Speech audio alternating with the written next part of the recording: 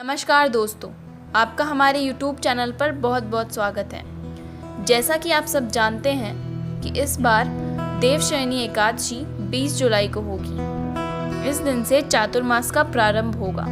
तो आज हम आपको बताएंगे कि चातुर्मास में मांगलिक कार्य जैसे कि विवाह आदि क्यों नहीं होते।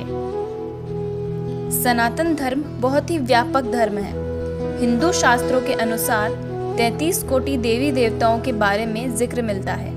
इन सभी देवी देवताओं से जुड़ी अपनी पौराणिक कथाएं और मान्यताएं हैं। प्रकृति में संतुलन व सृष्टि को सुचारू रूप से क्रियान्वित करने के लिए प्रत्येक देवी देवता के अलग अलग कार्य और कर्तव्य निर्धारित किए गए हैं। सभी देवों में ब्रह्मा, विष्णु और महेश को सबसे प्रमुख माना जाता है। जहाँ भगवान शिव देवों के देव महादेव कहलाते हैं, तो वहीं ब्रह्मा जी इस सृष्टि के रचयिता है।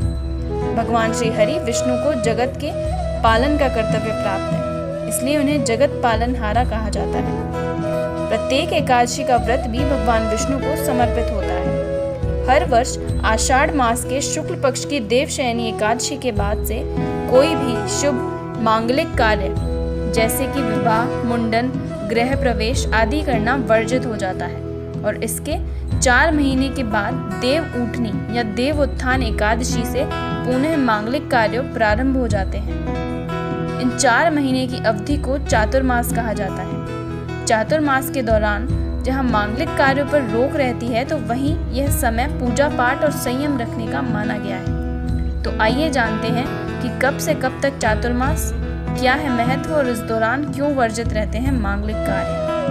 चातुर्मास का प्रारंभ देवशयनी एकादशी से होता है और अंत देवोत्थान एकादशी से होता है।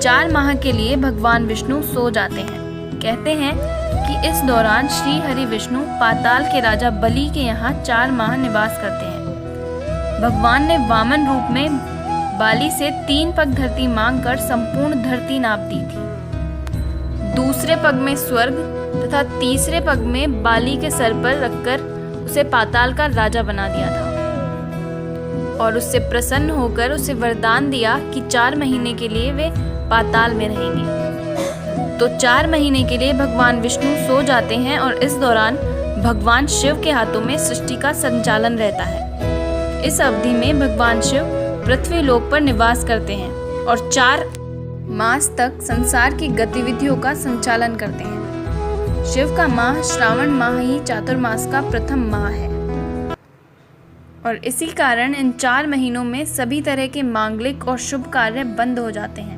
उक्त 4 माह में विवाह संस्कार, जातकर्म संस्कार, गृह प्रवेश आदि सभी मंगल कार्य निषेध माने गए हैं।